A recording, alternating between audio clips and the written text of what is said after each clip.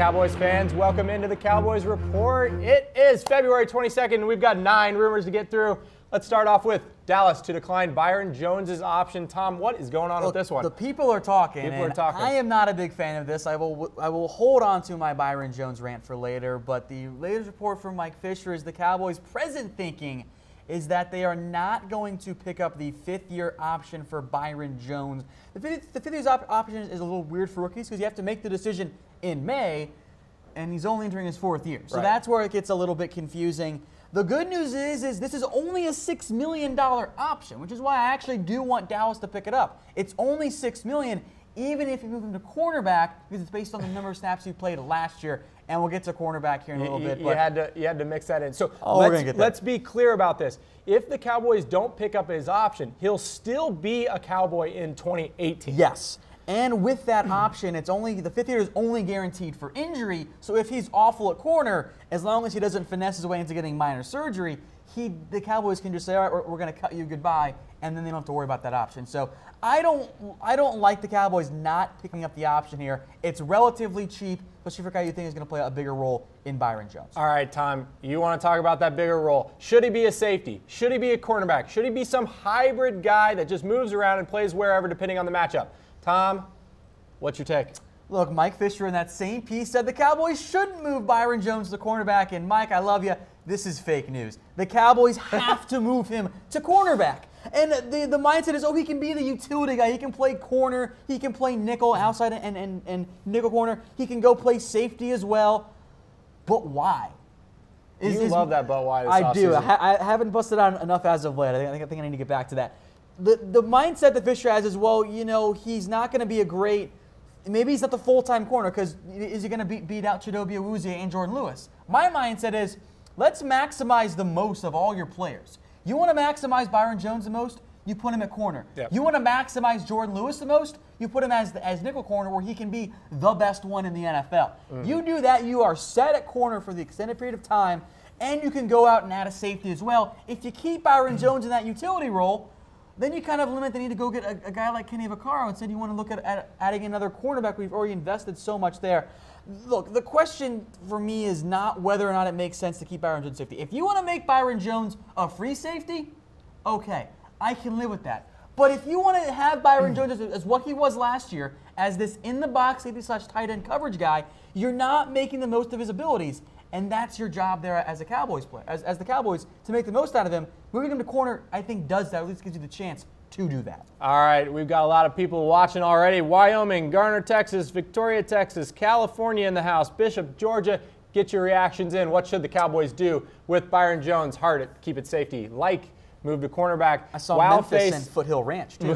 Wow face is utility player. Laughy face for dump him. Hey, we're throwing out stars. What do all those stars mean? Here's our rumor meter. If you see 0 stars, that's fake news. It's the amount of fights OBJ won versus the net. 0. 1 star, there's a small shred of truth. Probably pretty unlikely coming true, though. 2 stars, people are talking. Firmly in that rumor category, could go 50-50 either way. 3 stars is getting pretty likely, and then 4 stars.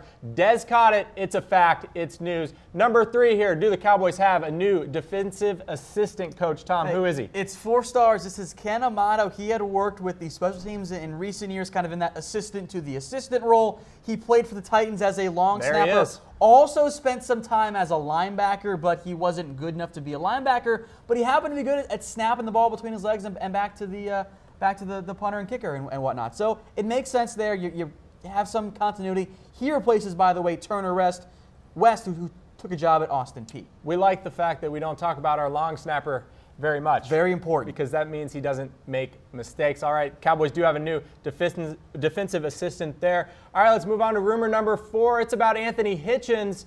Is he a goner, Tom? This one's looking pretty likely. Look, the Cowboys want to bring him back. I want to bring him back, but money is going to be a factor here. Think of something along the lines of the Barry Church situation. Yeah, you would love to bring back Barry Church, and you would love to bring back Anthony Hitchens because he's been a good player for you. Not a great player, but he's been an important piece of the defense when he's been healthy. The issue is Anthony Hitchens can get more money and more playing time from a team like the Colts, who happen to have Matt Eberflus as their new defensive coordinator.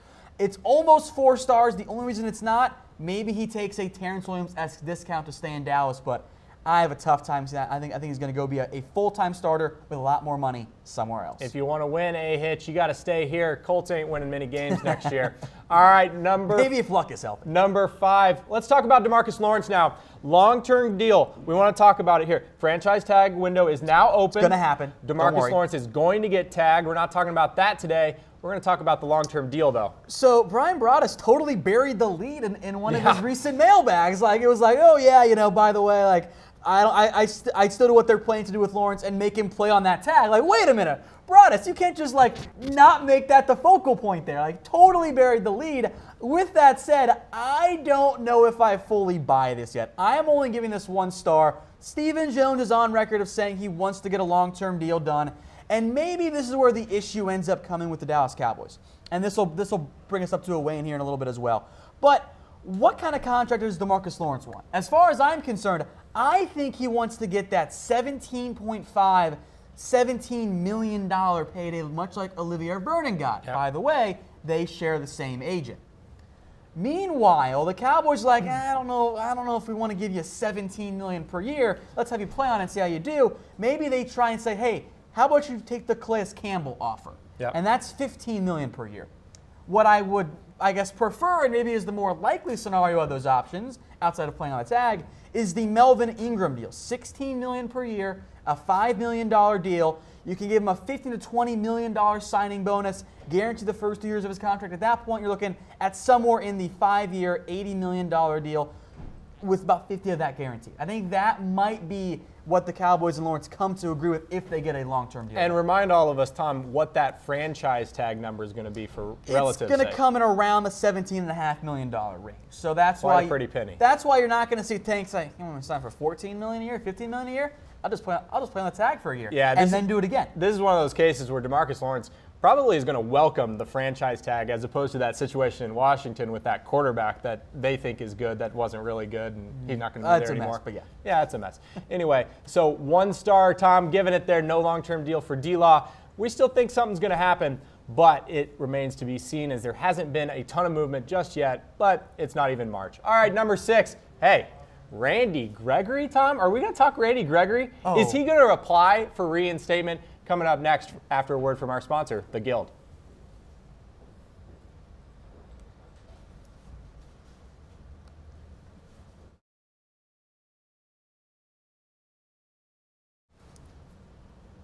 Yeah, it's pretty likely here, Tom. Randy Gregory looking to apply for reinstatement, or at least get the ball rolling. You know, we had mentioned this on, I believe it was Sunday's Cowboys Report. All the days blur together for me at this point. The other thing here when it comes to the Dallas Cowboys, and this coming also from Brian Broaddus, is that he thinks a plan is being formed for Gregory. Here's where we still sit with Randy Gregory. Has hardly played since 2015. He's going to likely apply for reinstatement in the coming months. But sure. But the reality is with Randy Gregory is, look, he's got to get his life in order, and he's dealt with some mental illnesses as well. Like, Gregory is, I think in general, it's great to see him getting his life in order and having a plan for reinstatement.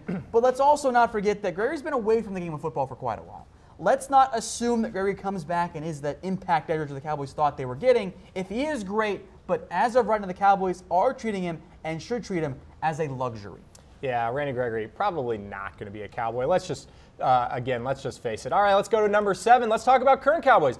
Is the offense quarterback friendly? There's been a lot of talk about Dak friendly, whatever. Let's talk about just quarterback friendly, Tom. It's not a quarterback friendly offense. That's the reality of this situation. Cian Fahey, who's done some work for Football Outsiders and was with ESPN for a little bit, had some great numbers on Dak Prescott. Slash everyone on the rumor. Yeah, you like that? Yeah. I snuck that in on you. Didn't tell you in advance. With the Cowboys and with Dak, it's one of the knocks is, oh, he's a dink and dunk quarterback, right? But then you look at what the Cowboys had Dak do this year, and it wasn't actually dink and dunk at all. It was very much he had the fewest passes behind the line of scrimmage of any quarterback, at least that hit the minimal number, i.e. of being a starter. The backup does not count there. Yeah. The 6th fewest between 1 and 5 yards, but the 2nd most between 1 and 20 yards. This is what I say when I complain about the Cowboys running in a straight line for 10 yards and then turning around. That's what the Cowboys offense was. The system has to change, and that comes with more run-pass options. Cowboys rank near the top in RPOs. They were 12th last year. Yeah, they got to do it more. Cowboys offense has to get to its strength. It's done a good job of getting to the running game as its strength, but the passing game strengths is not what they've utilized the past at least year, but probably more likely 2 years. All right, let's talk about some more quarterbacks. How about Tony Romo? We love talking about Tony Romo. We're going to talk about Tony and John Stephen Jones. You know, I almost put down coaching John Stephen Jones because I figured Romo and coach would get you guys all excited up in the comment section. No, but Romo's been kind of a mentor to John Stephen Jones, and look, he has the luxury of being able to communicate with a very talented NFL quarterback, and Romo had helped work with John Stephen Jones on his technique and some of his throwing motion as well. JSJ is now going to Arkansas, so you know it's 4 stars. This is indeed a fact. Yeah, John Stephen Jones, a product here from Highland Park, headed to Arkansas. All right, Dez Bryant, will he take a pay cut? This is the one we all want to talk about today. Tom, we're leaving it at the end. What is it? This one is 2 stars. The people are once again very much talking about Dez Bryant. In this case, it's Jane Slater who says, with the big caveat, as long as he feels respected, Dez is willing to take a pay cut with the Dallas Cowboys. What that means is Dez doesn't want to sit down with Steven and Jerry and say, all right, Dez, we're going to cut you down to like $4 million a year. He wants to feel respected, and he wants to feel wanted. And that's, I think, is an important factor for the Cowboys here. It's very much the good cop, bad cop right now. Stephen Jones is playing the bad cop in the media. Jerry Jones is playing the good cop that they'll get together. And I hope this ends up being the case. If you maybe get him down to 10.5, I think somewhere in that 10.5 to 8.5 is where you'll see Dez take a pay cut, because no matter what, he's getting 8.5. He's not going to go below that. Anything at that number or lower is going to just be a massive, massive slap in the face and sign of disrespect, which is not what Dez Bryant wants. It's all about respect with Dez.